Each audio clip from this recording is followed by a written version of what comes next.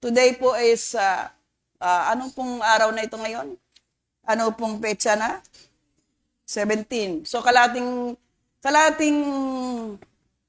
sa buwan ng Disyembre, kalating ano na tayo? Kayo ba excited na matatapos ang buwang ito?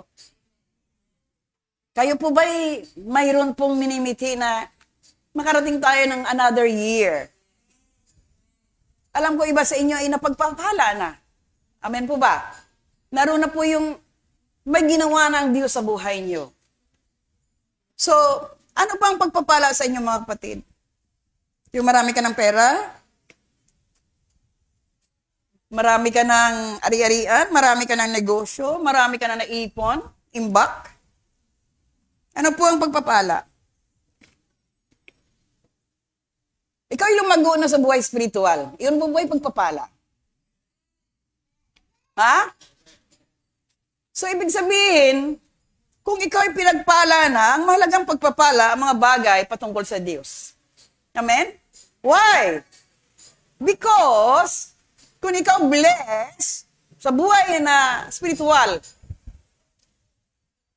sa ayaw sa hindi mo kung ikaw ay lumago na sa spiritual na buhay, it means habulin ka na ng pagpapala. Pakyat-pakyat ang buhay mo patungkol sa panlangit na bagay, magugulat ka na lang. Saan galing yung mga biyaya na yan? Kung ang Diyos may-ari ng langit at lupa, God of provision and God of supply, it means nakita ka niya nung tumugon sumunod.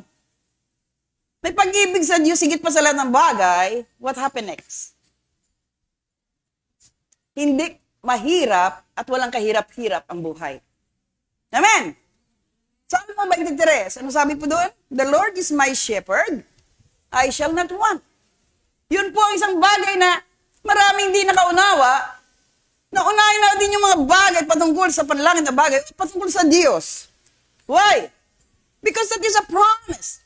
Pangako po ng Diyos na sino man tumugon sumunod at magiging anak ng Diyos, may magulang ba na gusto mahirap ang anak? Hello? Yun po yun, mga kapatid. If God is the creator of heaven and earth, siya pong nagbigay buhay sa atin, pabayaan ka ba ng Diyos mawalan? Ano nangyari lang po mga kapatid? Why? As a disciple of the Lord Jesus, tayo po yung nagbigay agwat. Amen po ba? Tayo pong gumawa ng desisyon, prinsipyo ng ating kaunawaan, pamumuhay, na naranasan natin kawalang kahirapan, lugmok ang ating buhay pa, hiwalay sa may-ari ng langit at lupa. So what happened? So doon po ang mga bagay nangyari kay hinayaan ng Diyos, na ikaw mahirapan o magkaroon ng kawalan o sakit karamdaman just because God wants to perform. Sabi nga na nabasa natin last Sunday, nais pa kita ng Diyos ang kanyang kapangyarihan. Amen. Sinabi doon sa bulag, we go back. Kasalanan ba ng magulang? O may nangyari kang ginawang kasalanan o ng magulang dahil siya nabulag pagka mula pinanganak? Hindi. Dahil nais lamang ng Diyos ipakita, iparanas ang kanyang kapangyarihan, kaya nangyari pong mga bagay na yan. So the same thing in our lives today, church. Once na sa pagsuway ka pa, maranasan mo lagi ang kagalumihanan. Sabi ng Gawa 3:19, maranasan mo lamang ang time of refreshing, na yung, sa Tagalog, ano po yun? Kung ikaw po ay humingi ng kapatawaran at hindi ka nabubuhay sa kasalanan. At pakinggan ng Diyos ang mga tao hindi na nabubuhay sa kasalanan at hindi pinapakinggan ang mga tao sa kasalanan. Do you get that? Do you hear that? The other teaching. So kung yun po ang Diyos natin, mabuti mahabagin, mapagpala ang Diyos, bakit hindi natin sundin ang kanyang kautusan para maranasan natin po yung kapunuan? Hello? Sa isip mo pa lang naku, wala na budget. Next week, ganito, daming babayaran na may gastusin, lalo na ngayon may mga party-party, may bisita, may papakainin, mayroon pong pupuntahan, may change gift. Di po ba? Mga ganun ang mentalidad natin Pero kung you know the Lord your God, Lord, Saan ako kukuha nito? Ano pong mayroon? Glory to God. Habang ako busy dun sa kakagawa ng ginagawa ko the other day, may dumating, mama, bigay ko to sa iyo. Ano yan? Pero nag-iisip na ako, next week, dapat ganito, dapat gano'n. Di po ba? May exchange gift ako dun sa may bibigay din ako sa Lord. May lulutuin din ako. Nagugulat ka na lang, may nag-aabot eh. Nakuha niyo po ba? Yun po ang isang bagay na hindi mo pa sinasabi, ngunit alam na ng may-ari ng langit at lupa, alam na ng Daddy God mo, nandoon na po mayroong kakaagad. Si Lord lang po ang makaperform yan sa buhay natin, mga kapatid. Hindi mo na, walang kahirap-hirap, hindi mo na paghirapan, hindi ka na manangis muna para magkaroon. Amen. Kaya wag nating kaligtaan o kalimutan, ng Diyos po ang may-ari ng lahat ng bagay, dahil siya po ang lumikha at lumalang. Amen? Ang nangyari lang, tayo po nagkaroon ng struggle sa ating mga buhay, dahil inuna pa natin yung bagay, higit pa sa may-ari ng bagay. Are you there? Ang dami mo ng businesses eh. Bakit pa ikot-ikot ka lang dyan sa ilang walang katapusang pagod? Hindi ka pa binayaran. Langoy niyo po ba? Punta lang lang sa wala-walay. Awayin ka pa. Hindi ka pa batiin. Why? Ganun talaga ang utak ng kaisipan ng marami. Hindi ko na siya pansinin para hindi ako singilin. Naintindihan niyo po ba? Kasi ganun po yung mindset ng iba dahil sanay na ng ganung lifestyle. Pero tayo maging marunong. Pag may lumapit sa atin, na alam mo ng character itself, you know how to say no. Hello? Puro pag maitulong ka, then ito po, ano ba kailangan mo? Wala kami maisaing eh. O sige, hati tayo. Hello? Mayroon akong 5 kilo dito, tag 2 kilo tayo kalahati. Huwag mo na sabihin, bayaran mo yan ha. Hayaan mo si Lord magbayad para sa'yo. Palakpakan natin ng Diyos. Yun po yung mga kapatid ko sa lugar na ito. Kaya tayo tinuturuan ng Ebanghelyo ng salita ng Diyos para hindi maparang lahat ng bagay na hinanda ng Diyos sa ating mga buhay. So we need to be disciple of Christ. Sabi ko po dito ng Lucas, sige. Lucas 14, basa tayo muna. Kasi sabi niyo, ano na naman pinagsasabi ni Pastora. Luke chapter 14, verse 25.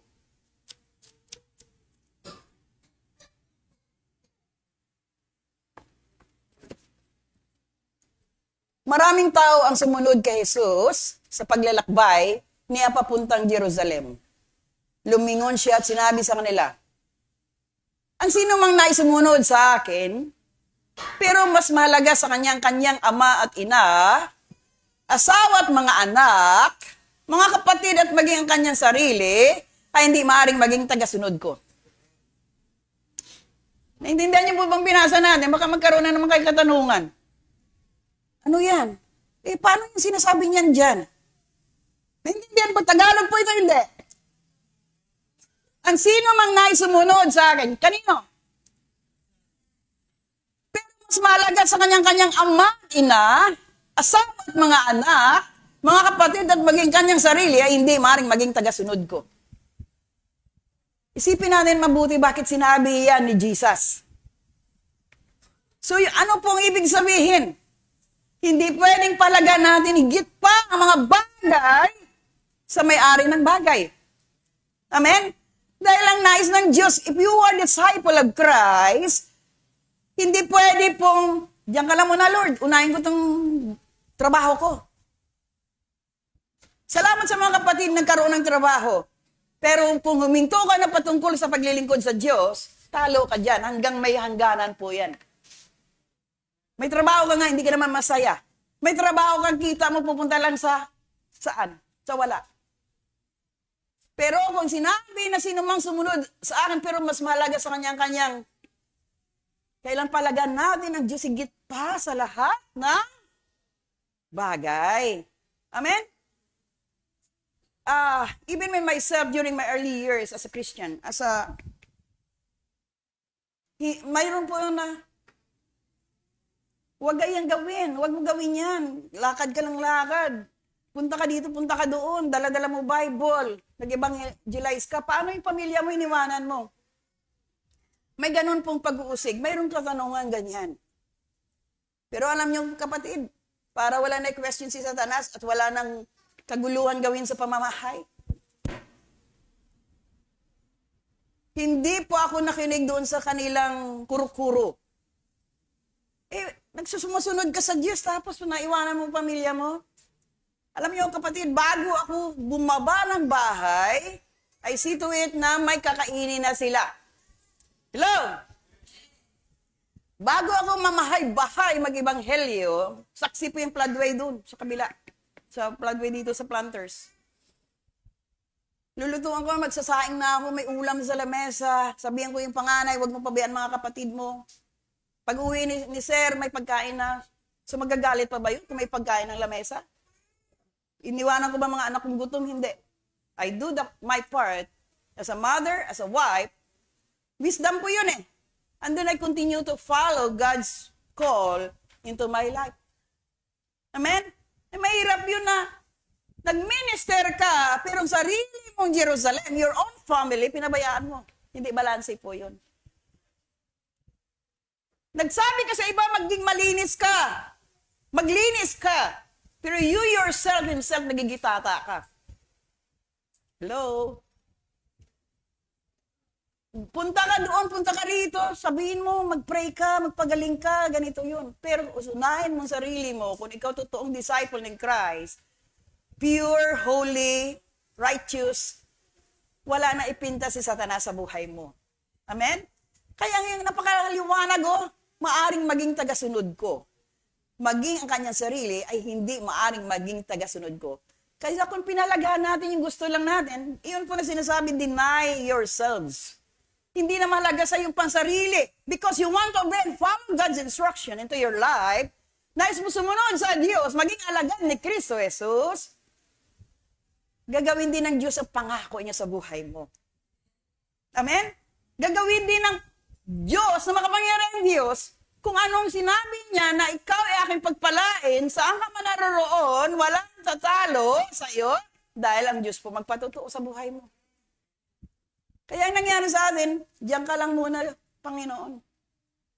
Saka na lang ako lalapit kung ako may sakit karamdaman na at susunod ako sa iyo. Amen? Ano maganda, mga kapatid? Ako na magtanong. Marami kang pera, pero marami kang sakit. Wala kang pera, pero wala kang sakit. Ano mo yun? Saan doon? Mamili tayo.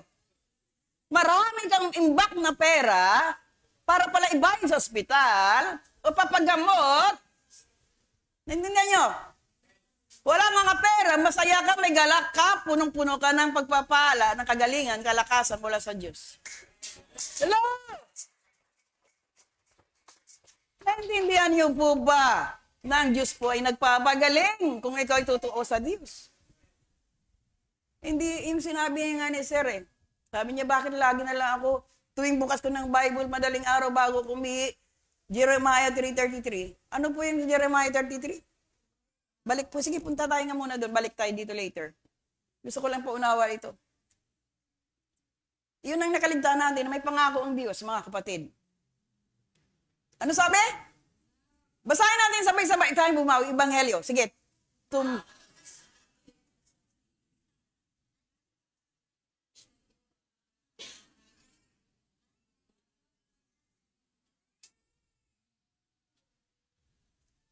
Nabasa nyo? Sabi niya, lagi na lang ganyan. So, it means you need to pray. You need to come to the Lord and ask, Lord, here I am. Here am I. I want to hear from you. I want to hear from you, my Lord. Kasi nandiyan siya, naghanap din sa kausap eh. Hello? Ang Diyos po, nagmimiti na kausapin mo siya. So yun po ibig sabihin prayer. Makipag-ugnayan ka, makipagkaisa ka sa Kanya para hindi Kanya makalimutan. Naintindihan niyo po? Yun po yung mga kapatid, hindi pag may needs ka lang, o pangailangan, saka kalalapit sa Diyos. Amen? Sabi nga ng ating kapatid kanina ng Maricel eh. Di po ba? Ayaw niyong pamilya niya mahulog sa impyerno. Sino ba dito gusto mahulog sa impyerno pamilya niya? Of course, kaya tayo nananalangin, lumalapit, dumudulog sa Diyos dahil siya lang po ang kaligtasan natin. Amen? Puno ka nga ngayon ng bank account na malalaking kita mo, pero mahulog ka naman sa impyerno. Samantala lamang tayo dito sa babaw ng mundo. Ano ang gusto mo? Ako na naman magtanong. Anong gusto mo? Maraming kang pera, pero pupunta ka sa impyerno. Wala kang pera, pero sa kariyan ka ng Diyos pupunta. Saan ka doon? Naintindihan niyo po ba ang pangunawa ng Diyos? You need to save your time and effort for the Lord dahil pasagdang oras at panahon, mayroon kang aanihin. Pero kung pinag-abalahan mong mga bagay sa mundong ibabaw na ito, nagpundar ka ng mga ari-arian, ng mga properties, lupa't bahay, sasakyan, namatay ka ngayon. Sino ano yan? Sino pong, mana ko yan sa anak ko kasi mahal kong anak ko. Ang anak natin, naglulustay lang yan kung di mo dinala rin sa Diyos. Yung lahat na pinag-arapan, mapunta lang din sa wala. Pero kung inuna mo ang Diyos, sinama mo pamilya mo sa Diyos, hindi na mawala yan. Sila pong aani ng biyaya na pangako ng Diyos. Amen? Balik tayo doon kanina sa, nabasa nyo na ba? Naintindihan nyo? Tumawag ka sa akin. Kanino ka tatawag? Kay Jesus. Amen? So, ang sino mang naisumunod? Sige, tuloy natin, Kuya Luis. 27. Ang sino mang ayaw sumunod sa akin, dahil natatakot siyang mamatay para sa akin, ay hindi maaring maging katagasunod ko. So, iyon po yun mga kapatid.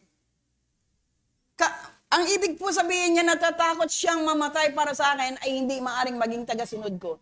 Sometimes kasi marami kang iwanan na buhay pag sumunod ka kay Jesus. Marami ka pong iwanan, i-put aside, o surrender mo yung buhay mo sa Diyos. Maraming tatalikdan ka talagang mga bagay, lalo na pang imbundong ibabaw na ito. Amen? Hallelujah. So, minsan ko na sinabi sa inyo ito na siguro ako ng maraming pera ngayon, o mahilig ako magnegosyo din businesswoman din ako madali akong pumasok sa isang bagay na may abilidad nga baga. But then, when I serve the Lord, sinira ko agad tindahan ko. Intindihan niyo po? Kasi, I cannot serve two master, the mammon or the Lord. Sabi ko, pagdating na lang sa Amerika, magtrabaho ko doon, wala naman makakilala sa akin. Pero, ang pangungusap ng Lord, hindi mo pwedeng takasan yung katawagan mo talaga May God-fearing life ka na So, sabi nila, hindi ka talaga nagtatrabaho. May takot ako sa Diyos Nangangaral ka rin, nagtuturo din doon. Wala ka namang sweldo. But then, yung pangako ng Diyos, nandun, you have everything. Wala na akong hanapin pa Naintindihan niyo po? Nandiyan na yung lahat ng provision, supply, everything that God has given to us. So yun mga kapatid, pangako ng Diyos yan So yun po ang nangyari. Sirado tindahan, nawala yung kalakasan ng alak ko, sigarilyo ko, pera, wala na pumapasok. So sisihin mo ang Diyos na walang ka ng pera, pero nagutom ba kami? Nawalan ba kami? Sa ibang paraan ng Lord nagpapala.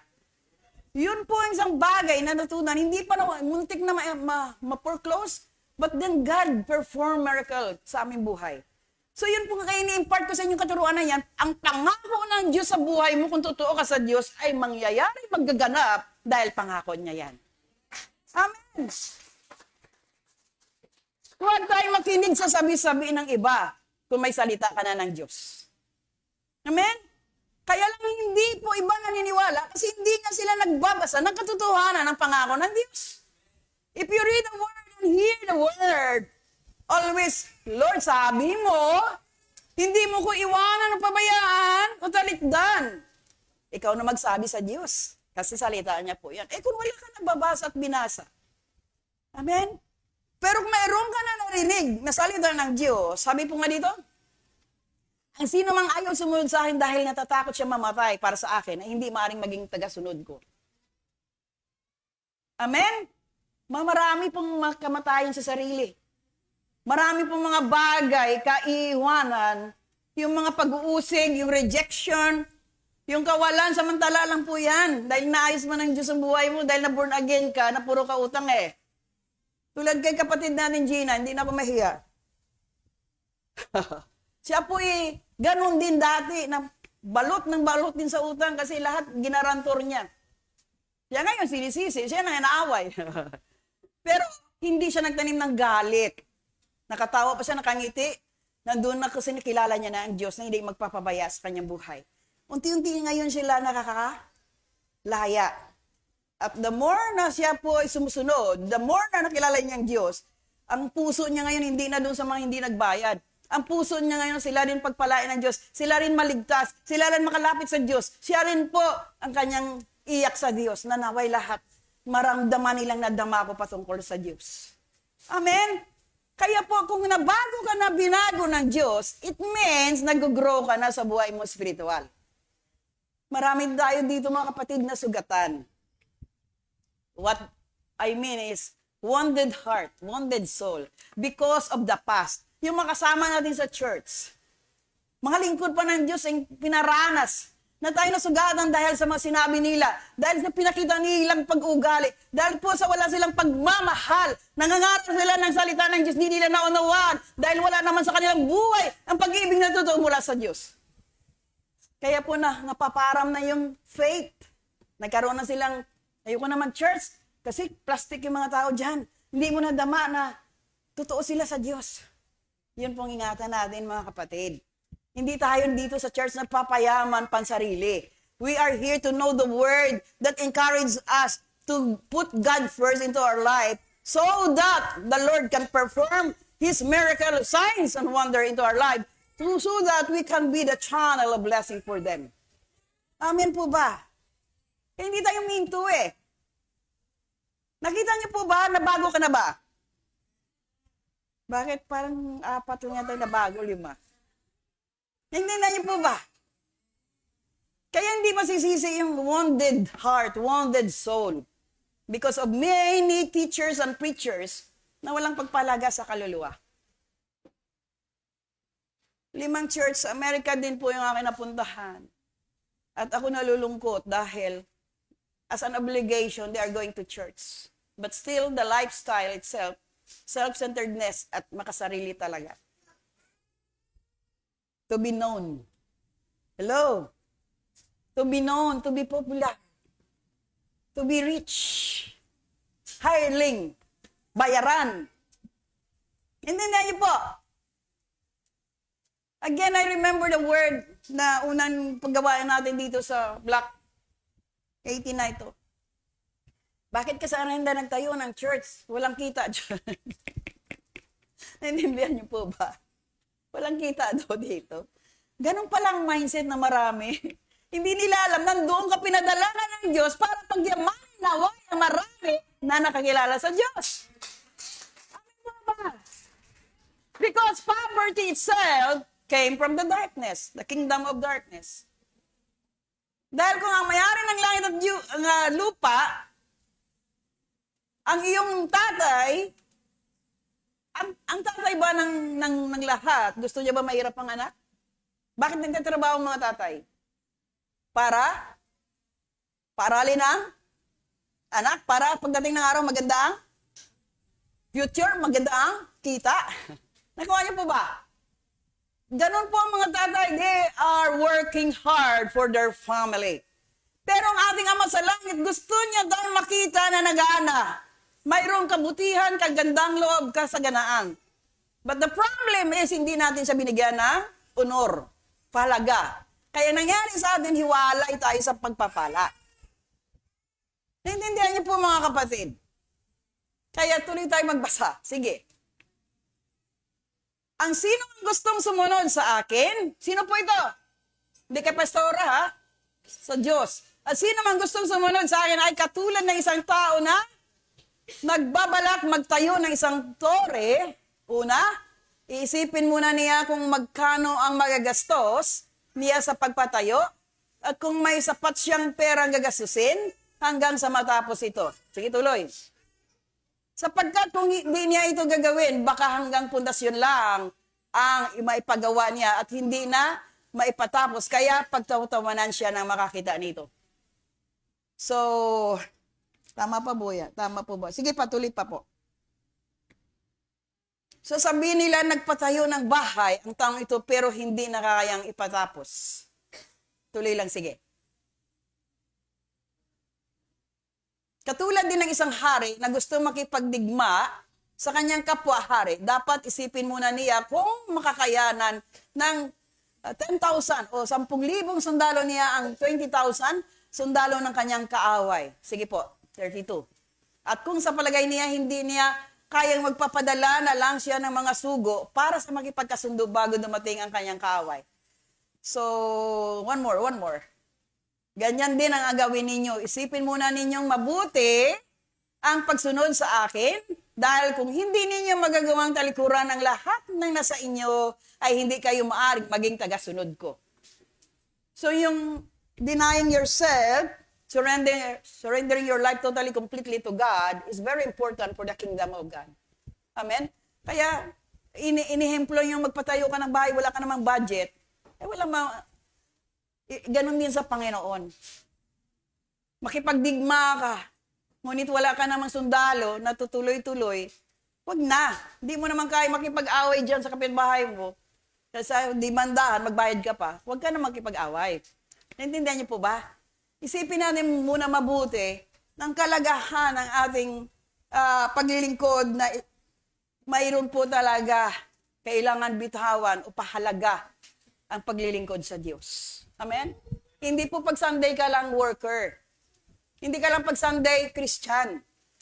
In all the time, if the Lord our God we are serving is God is good, dapat all the time sa buhay mo. Hindi po pag Sunday ka lang good. Paglabas dyan, okay pa, nakangiti ka.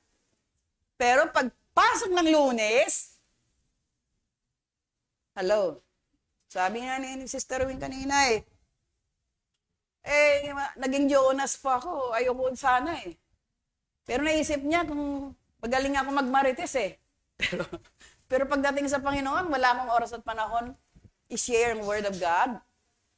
Ang tanong ko mga kapatid sa inyong mga buhay, nagmimiti din ba kayo na magsumunod sa Diyos? Nagmimiti din ba kayo na parangalan nyo ang Diyos sa buhay nyo? So, being a disciple, you need to lay down your life to God.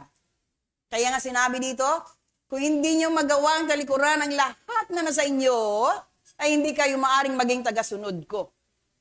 Yun ang problema natin, church. Ano po bang, sa karakter na lang, sa attitude himself, ano bang karakter, sa Tagalog, ano pag-ugali mayroon ka? For example, yung ugali mo, ayaw mo mamansin sa iba. Wala kang concern sa iba. Maging tagasunod ka ba ni Kristo? Naintindihan niyo po? Ganito talaga ako pinanganak Mahihayin ako, ayaw ko makipag-usap sa kanila. Yun ang sinasabi na hindi kayo maaring maging tagasunod ko kung ikaw po nabubuhay mag-isa sa sarili mo. Mahihain ka ba? Totoo ba talaga mahihain ka? Bakit naman, kapal naman ang mukha mo kung magdating sa ibang bagay? Kaya nga, hindi mo dapat hayaan, hindi mo ipakilala si Kristo, Jesus Christ, if you really know the Lord, through your lives. Pag-ugali. Marunong ka maunawa, marunong ka magmahal, marunong ka magpahalaga, cost of being a disciple of Christ. Amen po ba? Yun po yun. May halaga po, palaga kung ikaw totoo ng Kristiyano. Hindi na malaga yung sabihin ng tao sa iyo. Hindi ka na malaga ang mga bagay na sirain ka ng paligid mo. Dahil ang mahalaga sa iyo, ang Diyos na pinaglilingkuran mo. Kaya hindi na tayo maramdamin. Sino po maramdamin dito? Nakarinig ka lang na isang bagay, isang salita, ayaw mo na rin mamansin. Pero ang sabi ng Diyos, talikuran ang lahat na sa inyo ay hindi kayo maaaring maging tagasunod ko. So may mga bagay tayong i-put aside. Halimbawa, madamot ka. Sino madamot dito? Wala may nagtataas ng kamay. So salamat sa Diyos. Palakpakan nyo nga ang Diyos kasi hindi na kayo madamot. Halimbawa na ayaw mo talaga mamigay. You don't want to share what you have. Ibig sabihin, kaya nga isa-isa natin to eh. Kasi may ugali tayong ganun, akin-akin lang. Hello? Ganun tayo eh. Akin to eh. Akin to. Basta akin to. Yun po ang makasarili. Pero pag mayroon ka, you want to share to other people, hindi ka na makasubo dahil bigyan mo muna doon sa kabila. Bigyan mo muna ang kapatid mo. Bigyan mo muna. It means you are a true disciple of Christ kasi hindi ka na makakatulog pag wala yung iba dahil mayroon ka. Naintindihan ba natin mga kapatid? Halimbawa po si Pastora, sasakay sa tricycle. Kahit may sukli pa yung 20, ang puso ko lagi, sige po, para makatulong pa yan. Salamat po ma'am, salamat po ma'am. Bakit? Sila nagpakahirap trabaho eh. Nandun po yung maghapon magtrabaho, wala pang pasahero, pambili pa po bigas yan. So kung ang isip mo, hindi mo man siya kilala, pero alam ng Diyos ang puso mo to help those people who are in need. Naintindihan niyo po? Eh kung 5 lang sukli, wala pong sukli ma'am eh. Hindi, maghanap ka, antayin mo pa 1 oras, maghanap na yung 5. Naintindihan, ganun marami sa atin. Isang sentimo lang, hindi maibigay sa iba. Hello? Yun pong Kristiyano mapagbigay. Yung bata siguro mga 9 years old yun. Pabuhat po, ate. Eh, unang lumapit, may mama eh. Sabi ko, baka ibili niya lang to drugs. Hindi niyo po. Yung bigat-bigat ng buhat ni Pastora sa palengke, mga gulay, yung gulay. Yung bata, 9 years old, bili po kay plastic. Sabi ko, saan? Nakita ko yung bata na talagang plastic. Sabi ko, pwede mo ba bawatin yung gulay ko? Saan po? Hanggang mercury drug lang, pero siguro ito sa dyan lang sa tawid lang. Kung paano yung halaga ng plastic, dinubli ko pa ibayad sa kanya. Bakit? Ang puso ko to bless this child. Naintindihan niyo po? Ganun po dapat tayo to bless. Hindi mo man makabalik man yan sa iyo. Pero alam mo na ang Diyos na katunghay sa iyo para a channel of blessing to those people who are in needs. Kasi sa gulang niya na 9 years old, hindi yan magtitinda kung mayroon yan. Naintindihan niyo po? Hindi yan magpakahirap ng gabing-ating gabi na mag-drive pa ng kanyang motor para mag-grab kung hindi yan pangailangan. Naintindihan niyo po ba? Because they need something for their family. They want to bless their family. Kaya kung ang puso natin to those people who are struggling in their lives, help them. Nakuha niyo po, hindi na, akin na lang lahat. Ako lang pagpalain, ako lang. Wala po ang Diyos sa iyong buhay. Amen? Kaya mga kapatid ko sa lugar na ito, ang lahat po na tinawag na ng Diyos, nakaunawa ng kapayagan ng Diyos. Totoo ba nagmamahal tayo sa Diyos? Ang question dito, mahal mo ba ang Diyos? Higit pa sa lahat ng bagay. Mahal mo ba ang totoo ang Diyos? Higit pa sa buhay mo. Wala may sumasagot, oh.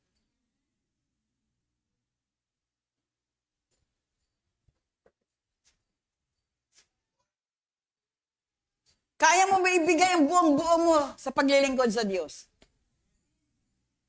Dalawa lang nag-amen. Bakit po ikaw? Bakit hindi ka makapaglingkod ng buong buo sa Diyos? Because the reason is, busy po ako, pastora eh. Marami pong ginagawa. Maglalaba ako, magluluto ako, magtitinda ako.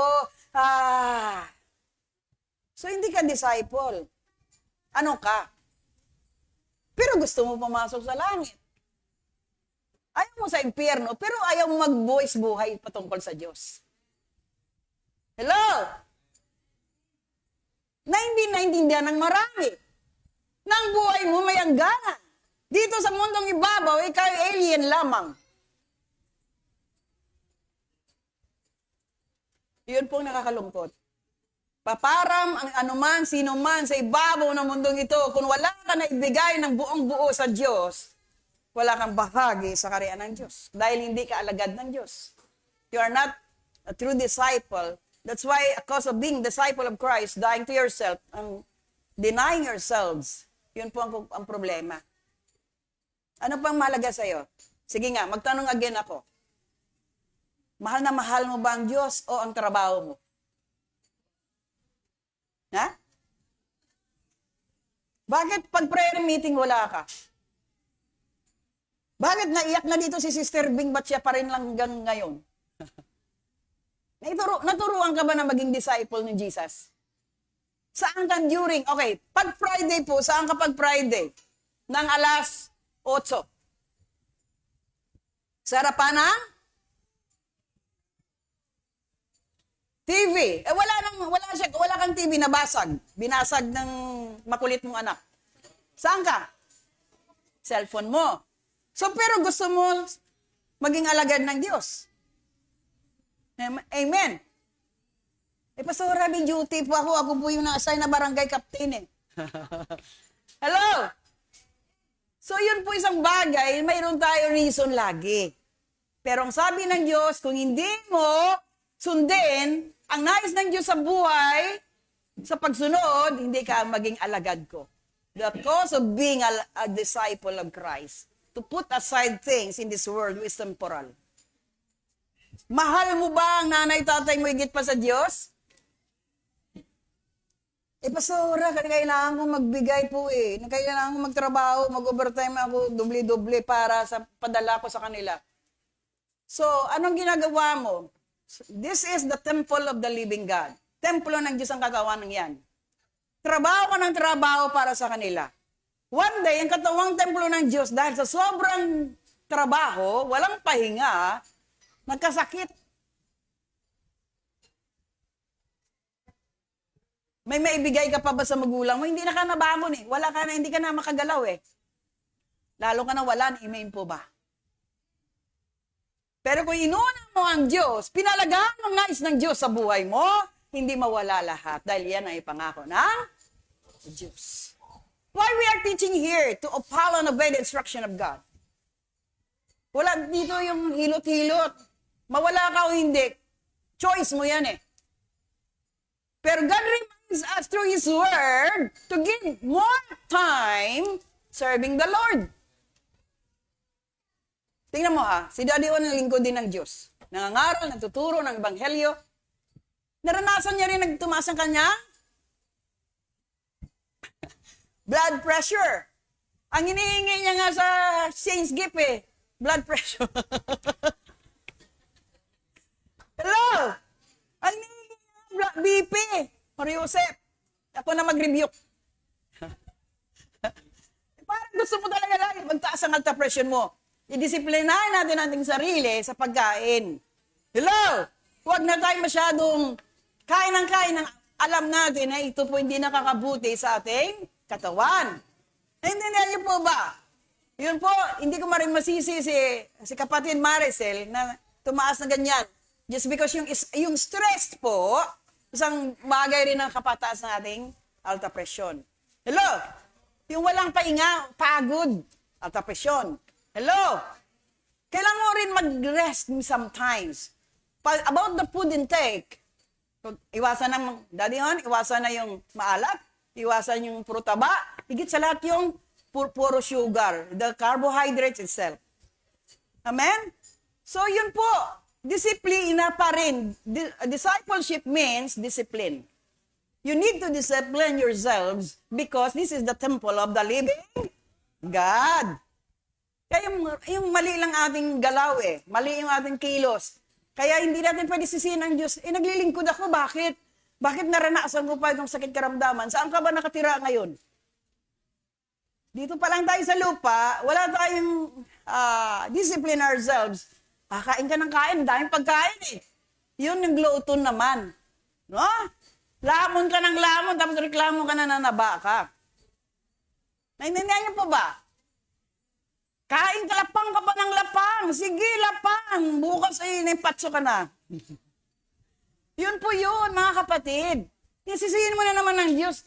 Hindi ba, Lord, naglagi naman ako nagpipray. Bakit Ano po ang ginawa mo sa katawan ng Diyos na binigay sa iyo? You need to discipline something na hindi ka na dapat, as our age, no, senior citizen, pwede pa yan, sugar, maraming sugar. Bakit ngayon? Because hindi yung ating immune system, hindi na po tayo bata, kailangan natin na magkaroon disiplina sa matamis, sa maalat, sa mataba. What else? Soda. So lahat po yan.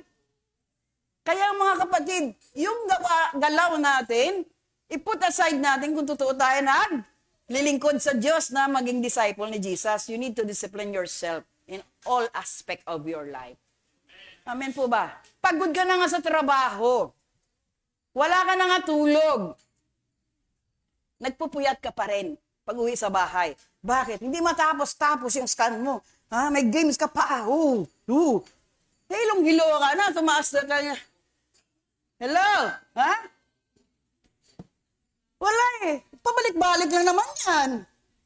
Alipin ka na ng cellphone. Kaya nga cell eh. Naintindihan mo. Kaya tapos sisihin mo na ba't may sakit ka. Wala kang ginawa. Laboy ka ng laboy. Hindi ka kung saan-saan ka nakarating. Nakakuha ka ng mikrobyo. Virus. Uso na naman po ngayon yung kamo yung mayor ng Pasig. Naka-COVID, naka-isolate sila ngayon. Si presidente natin sa Pilipinas, nagka-COVID din sila doon. Ano na naman yan? Microbio, bacteria, or viruses. Kaya nga pinapaingat. Hello? Ikaw, kung may naramdaman ka na, malala ka na, o may sakit ka, huwag ka na manghawa. Huwag ka muna lumabas ng bahay mo. Sino yun? Naintindihan niyo po? Maiga ka muna dyan. Magprutas-prutas ka na lang, mag-pineapple juice. Hanggang malakas ulit ang katawan mo. Naintindihan mo? Salamat sa buhay ni Brother Boy. Nandito siya ngayon, nakita natin. So, pinagaling na siya ng Lord. Kailangan mo ma-restore lahat lang yan, yung immune system mo, yung system na yan. Dahil napabayaan mo minsan yan. Kaya naningil na. Naintindihan niyo po? So, pag yan gumaling ulit, huwag ka na bumalik doon. Tamad ka kumain ng tama. Tamad ka uminom ng tubig. Gusto mo lang alak. Naintindihan niyo? Nagpupuyat ka pa dyan. Huwag ka na maghimas-himas dyan. Hello? Yun po mga bagay, pinapaalala ng Diyos sa atin, naiwanan pa rin natin yan sa takdang araw, oras, panahon. Serve the Lord your God with all your heart because you want to go with Him forever, eternally, and everlastingly. Okay. So, may babasahin na si Pastora, no?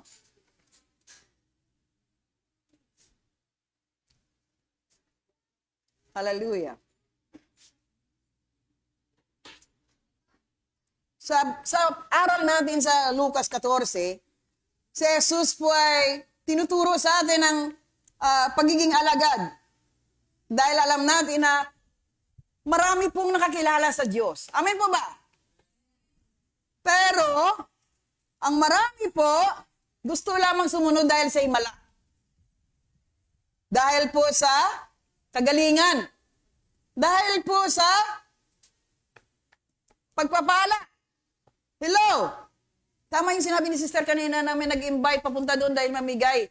Pero ang puso niya hindi yung grocery. Hello? Yung may nagpatuto kanina si kapatid. Pero ang gusto niya talaga matagpuan muli ang kanyang unawa patungkol sa kanyang relasyon sa Diyos. Yun po naman maganda. Dahil po uhaw gutom ng kanyang kaluluwa. Hello? So, yun po ang ibig sabihin ng Luke chapter 14. Ang Panginoon po ay yun po ang nangyayari sa marami na ang kanilang puso, they know the Lord, pero ang desire nila ang magkaroon ng benepisyo mula sa Diyos lamang. Yung benefits ang gusto nila sa Diyos. Amen? So, rather than ang unawain ang katuruan ng Diyos. Gusto lang nila yung regalo ng Diyos sa kanilang buhay, may matanggap sila, mayroon sila makuha sa Diyos. But many, hindi po susunod dahil sa paglilingkod o magiging alagad ng Diyos. Saan kayo dyan? Lalapit po tayo ba sa Diyos dahil mayroon tayong tinatanggap, mayroon tayong pagpapala, mayroon tayong matukuhang kagalingan, o nais natin maging totoong alagad ng Diyos? Mahirap sumunod, mga kapatid? Mahirap. Di po ba? Lalo na may mga pag-uusig. Lalo na hiya ka, baka sabihin ng kapitbahay mo, ayun, nagsimba na siya. Naku, hindi na yan makalabas dyan. Matutuwa ka, bakit? Maging alagad ka ng Diyos. Maging disipulo ka ni Kristo Jesus, na nagbigay din ng kanyang buhay sa krus para maligtas ka. Paano yung walang narinig at nakarinig ng Ebanghelyo? Expect them to go to hell sa darating na mga araw, oras, panahon, kung hindi nila nakilala na unawaan ang patungkol sa Ebanghelyo ng Diyos. Hindi ka ba naaawa sa kanila? Hindi ka ba naaawa sa mga tao hindi narinig ang Ebanghelyo at nabago? So anong part mo, kapatid? Anong buhay mayroon ka ngayon? Bakit hindi mo mabahagi si Kristo na nagbigay buhay para sa'yo? So, kayo po ba may nadala na sa church dito? Young people, youth. Anong nagawa nyo sa pakikinig ng Ebanghelyo? Na-practice nyo ba ito? Nahiya po kami, Siri, baka magalit. Magalit man siya, pero ang katotohanan makapagpalaya sa kanya. Amen po ba? Nag-invite ka na ba kahit isa lang? Hindi, tuwing linggo ikaw lang mag-isa naglalakad. Hanggang ngayon, ibig sabihin, hindi ka pa disciple ni Jesus. Wala ka na aakay, wala ka na dala sa harapan ng Diyos. Bakit? Hindi ka pa nabago hanggang ngayon. Dahil sa pag-uugali, mayroon ka baka sarili ka. Kung mahal mo ang Diyos, mahal mo ang kapwa mo. Kung mahal mo ang Diyos na nagbigay buhay sa iyo, may palaga ka sa kapwa mo. Yun po. Pastora, kasi marami kaming ginagawa. Ikaw lang ba maraming ginagawa? Paano ako? Sa edad kong ito. May tulog pa ba ako? Kung alam nyo lang, hindi naman ako makapagreklamo sa Diyos. Habang nagtitiklop, Lord, naway mga kaluluhan na unawaan nilang katuruan. Lord, ano ba ang nais mo para sila din maliliwanagan? Bakit hindi nila naintindihan na pinalagahan mo sila? At ito ako ngayon, Panginoon, mamagitan para sa lahat, para sila makaunawa. Panginoon, ang gagawin ko. Wala akong kapangyarihan upang sila paluin. Alam niyo po ba yung puso na yan, nakipag-usap ka sa Diyos? Lord, bahala ka na, iligtas mo siya sa pamaraan mo. Ganon din po ba ang puso mo? O kakain tutulog ka lang, gigising, wala kang ibang minimiti, magkaroon lamang. Yun yung nabasa ko a while ago. Alam na ng Diyos, batid na ng Diyos ano ang needs mo. Pero kung ang pangailangan pang sarili, hindi ka pagpalain ng Diyos. Dahil ang nais ng Diyos, pagpalain mo siya upang ikaw ay pagpalain ng Diyos. Sa paano paraan? Worship Him, adore Him, do His will into your life. Amen po ba? Sabi ko nga pagpasok ko ninong umaga, may birthday na naman. Anong klaseng church ito ba? Hindi na naubusan. Palakpakan natin ang Diyos. Naintindihan niyo po ang ginagawa ng Diyos sa church na ito. Nakita niyo na sila dyan, wala. Maliit lang, hindi air condition. Wala tayong put-antay dito. Wala pong magandahan dito. But hindi kayo nagugutom. Dumadaloy pa sa pamamahay niyo. Naintindihan niyo po ba yun? Sobra-sobra. Why God performed His miracle into your life through this place. Gawin nyo lang maging totoo sa Diyos. Pwede kami sumuko eh. Bakit kami susuko kung pinabigyan pa rin kami ng lakas ng Diyos? Iyon lang may ibigay namin sa Kanya, pagsunod. Intindihan niyo po? Ba't sila nagtsatsaga pabalik-balik sa renda, walang nakita? Because we love the Lord our God and we love our brethren. So ikaw, anong naibigay mo ngayon sa Diyos ngayong taon? Sino na nakadala ngayong taon ng kaluluwa dito? Next year, wala ka pa rin dala. Anong gagawin mo? Hello? Bakit po? Kung ikaw nakaunawa na ikaw palang followers ni Jesus in your own Jerusalem, in your family, start praying to one another. Tulad sa kapatid natin kay Sister Marcel, marami kayo dyan, gather them. Okay, mag-pray na tayo. Sige, magbasa tayo ng word. Start in your own family para sila lumago, maging matatag din. Start in your own family. Sa Marino compound, nandiyan na po si Pastor AG dyan. You gather them, okay, ganitong araw, ganitong oras, start with your own Jerusalem. Kasi nandito sila paglinggo lang. So it means, di pa sila talaga follower. You need to lead them to Christian life or panglangit na bagay. At kayo naman mga kapatiran dito na nandito paglinggo, pag sinabi po, may concern na mag-gather in your family, hindi nyo siya hindihan, ay may ginagawa ko. May lalabahin ko pa ito. Ay, makipag-usap ako sa kaibigan ko. You need to submit to the authority God has given. Naintindihan niyo po?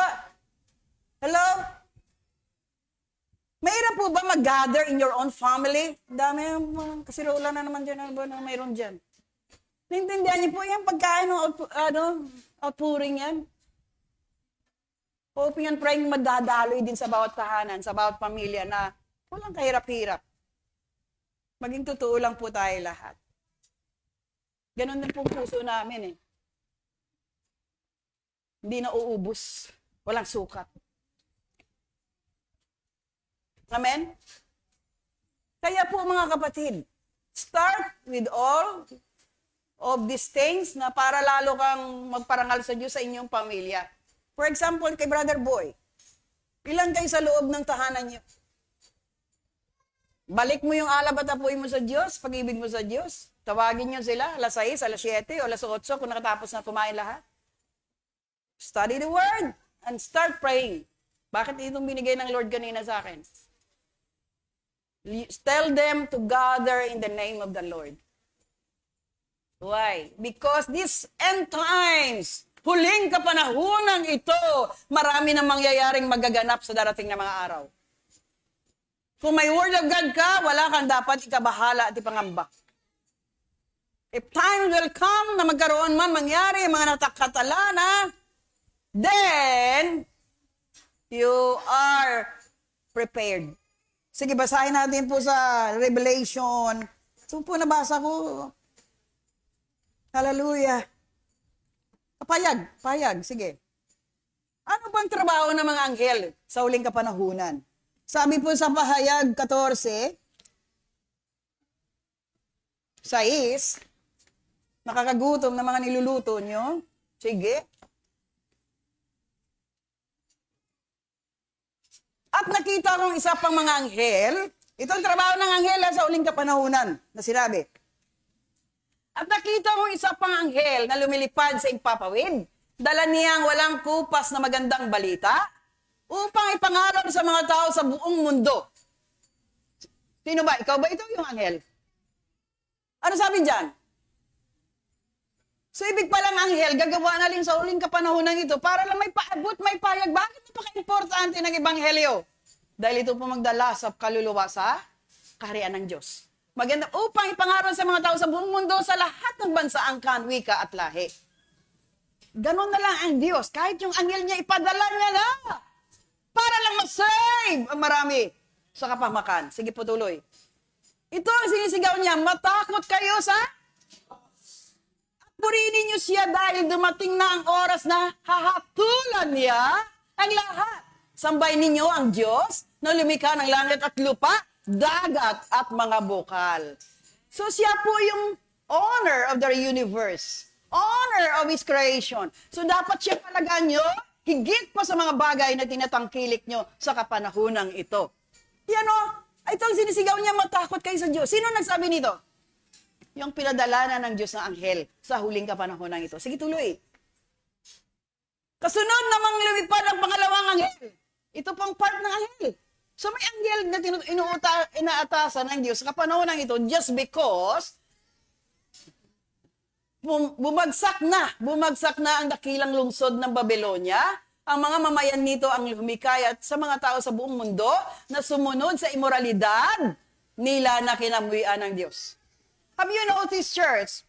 Kaya nga may mga abortion sa US.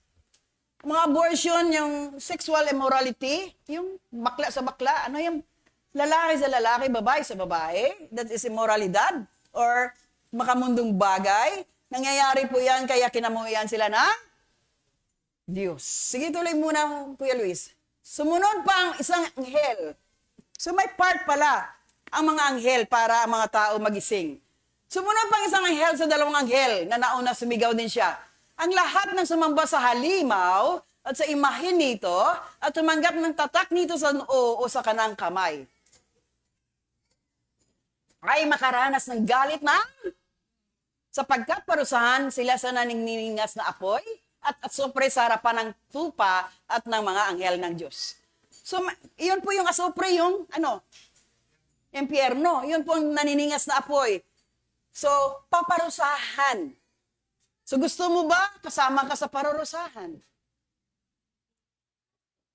Dahil sa galit ng Diyos sa ginagawa mo. So, mga kapatid, may reminder. May reminder ang Diyos sa atin. Dahil sa huling kapanahunan, atasan na ng Diyos ang mga anghel para ang ebanghelyo mapalaganap dahil hindi na nakinig ang marami. So it means, sige po, tuloy.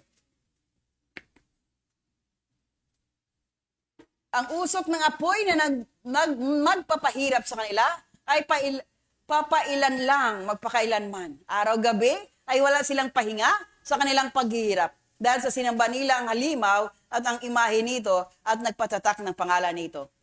So ito na po yung pagsamba mo sa kamunduhan o sa kadiliman. Dahil po ang sabi ng ang halimaw dyan, sino po yun?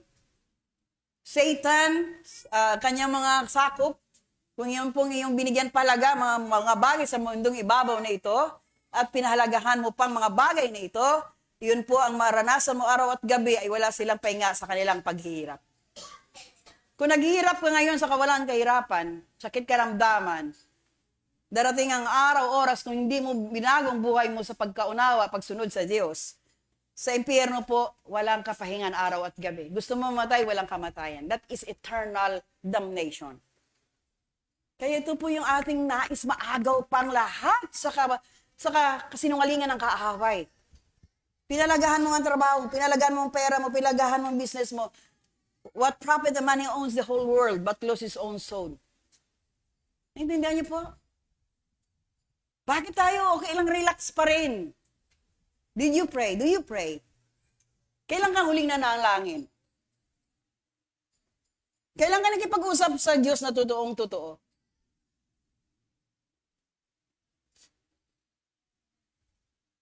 Dito ba naglalaro-laro tayo? Hindi. Nakita niyo nakingiti si Pastora. Pero puso ko nalulungkot dahil nakita ko pa rin ang kamusmusan natin patungkol sa paglangit na bagay. Sabi ko nga, Lord, wala naman ako kakayanan na baguhin siya. O, buhatin ka para na mabago. But then I need to speak the truth so that the truth will set you free. Amen po ba, church? Mahal ka ng Diyos. Mahal na mahal tayo ng Diyos. Dahil sabi nga sa John 3:16, ano sabi? Alam ba natin yon? Sige nga, para ipakuha mo. Hindi lang word yan ng ano eh.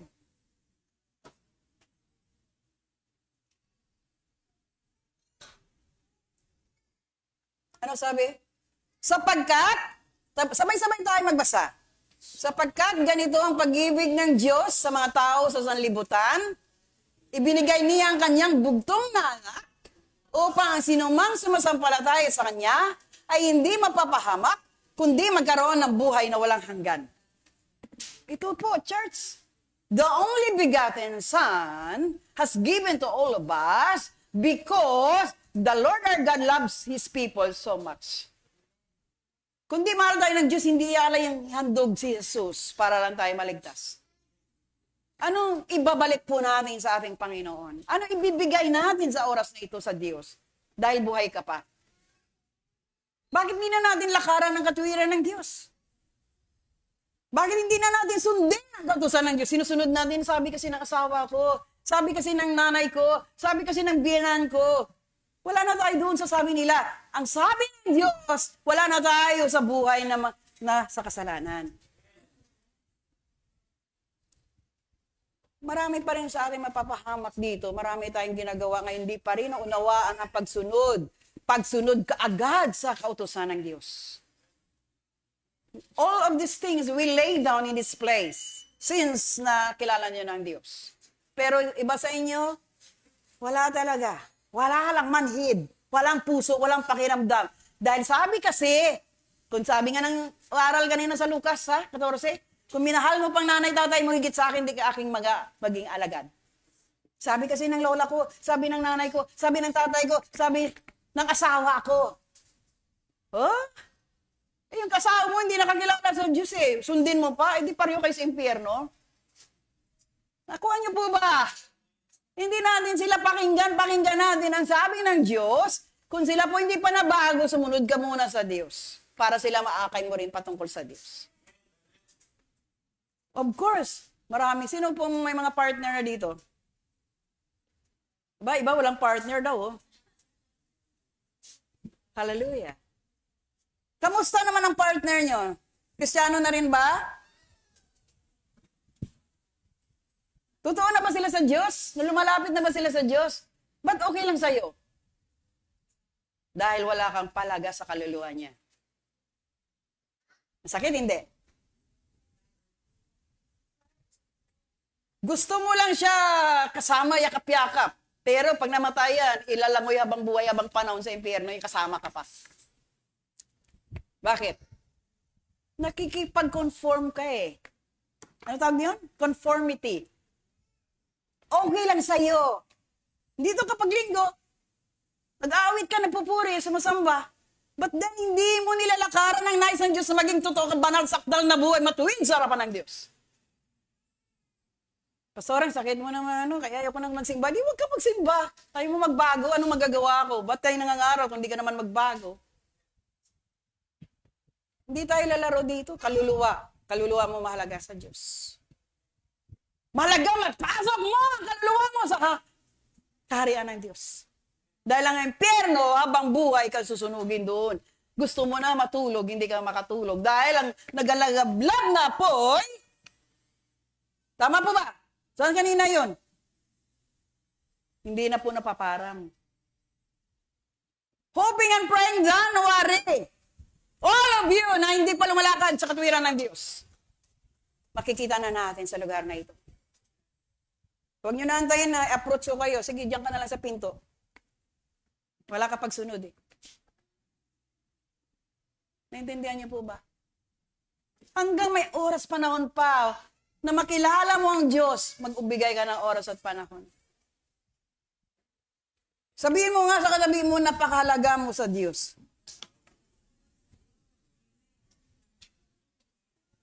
Biro mo, sapagkat ganito ang pag-ibig ng Diyos sa mga tao sa sanlibutan.